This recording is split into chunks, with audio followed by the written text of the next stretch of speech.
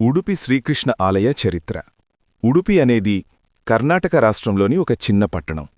Arabia సముద్రతీరానికి సమీపంలో ఉన్న ఈ ప్రాంతం ప్రాచీన కాలం నుంచే వేద విద్య, భక్తి ఉద్యమాలకు కేంద్రంగా నిలిచింది. ఇక్కడి మట్టిలోనే భక్తి ఉంది అంటారు. ఇక్కడి గాలిలోనే కృష్ణనామస్మరణ ఉంటుంది. ఉడుపి ఆలయ మహిమను అర్థం చేసుకోవాలంటే కనకదాసుల కథ తెలియక తప్పదు. కనకదాసుడెవరు? కనకదాసుడు ఒక మహాభక్తుడు. కాని ఆయన ఉన్న కులం వల్ల అప్పటి సమాజంలో ఆలయంలో ప్రవేశం అనుమతించలేదు. కనకదాసుడు కృష్ణుణ్ణి చూసేందుకు ఉడుపి వచ్చాడు. కాని ఆలయ ద్వారాలు మూసివేయబడ్డాయి. అయినా అతను వెనుదిరగలేదు.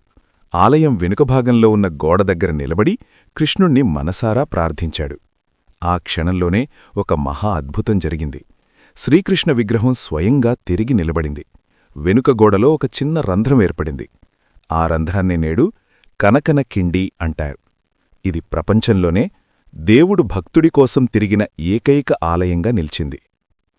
ఉడుపి కృష్ణుడి విగ్రహ చరిత్ర.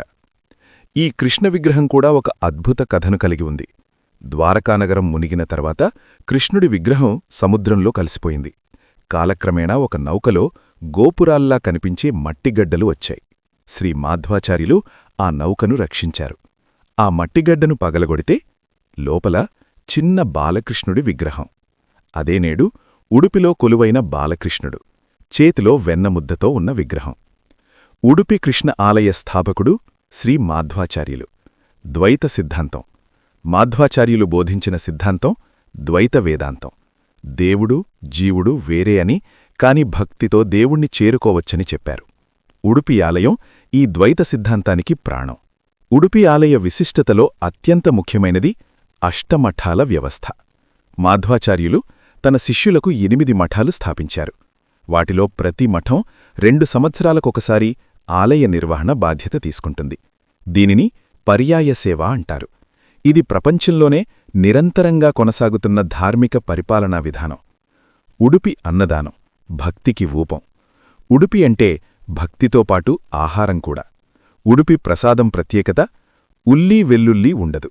సాత్విక ఆహారం. ప్రసాదమే ప్రధాన ఆహారం. కృష్ణుడికి సమర్పించినదే భక్తులకు. ఉడుపి వంటకాలే నేడు ప్రపంచవ్యాప్తంగా ప్రసిద్ధమైన ఉడుపి క్విజీన్. రోజువారీ సేవలు, పూజా విధానం. ఉడుపి ఆలయంలో పూజా విధానం చాలా కఠినంగా ఉంటుంది. నిత్యపూజ, నైవేద్యం, అక్షయదీపం, కృష్ణనామస్మరణ, హరినామ సంకీర్తన. ఇక్కడ భక్తుడి హోదా కాదు, భక్తి మాత్రమే ముఖ్యం. ఉత్సవాలు, ప్రత్యేక రోజులు. కృష్ణ జన్మాష్టమి అంటే ఉడుపిలో భూమిపై ద్వారక వచ్చినట్లే. పర్యాయ ఉత్సవం. ప్రతి 2 సంవత్సరాలకొకసారి కొత్త మఠం బాధ్యత తీసుకుంటుంది. అప్పుడు జరిగే ఉత్సవాలు భక్తితో నిండిపోతాయి. ఉడుపి కృష్ణ ఆలయ ఆధ్యాత్మిక సందేశం. ఉడుపి శ్రీకృష్ణ ఆలయం మనకి చెప్పేది ఒక్కటే: దేవుడికి కులం లేదు, దేవుడికి అహంకారం లేదు, దేవుడికి భక్తి మాత్రమే కావాలి. కృష్ణుడు తన భక్తుడికి దర్శనమివ్వడానికోసం వెనుక్కి తిరిగాడు అంటే భక్తి ముందు దేవుడే వంగుతాడని అర్థం. కనకదాసుడి కథ చెప్పేది ఒక్కటే: కులం కాదు భక్తి ముఖ్యం, స్థానం కాదు సమర్పణ ముఖ్యం. మన జీవితంలో కూడా ద్వారాలు మూసుకుపోయినట్టుగా అనిపించినప్పుడు ఆలయ ద్వారాలు కాదు, మన మనసులోని ద్వారాన్ని తెరవాలి. ఎందుకంటే కృష్ణుడు మన ప్రార్థన వినడానికే కాదు, మనకోసం తిరిగి చూడడానికి సిద్ధంగా ఉన్నాడు. భక్తితో ఒక్కడుగు ముందుకు వేస్తే దేవుడు 100 అడుగులు మనవైపు వస్తాడు. అదే ఉడుపి కృష్ణుడి జీవన సందేశం. అదే మనందరికీ శాశ్వత మార్గదర్శనం. శ్రీకృష్ణార్పణమస్తు.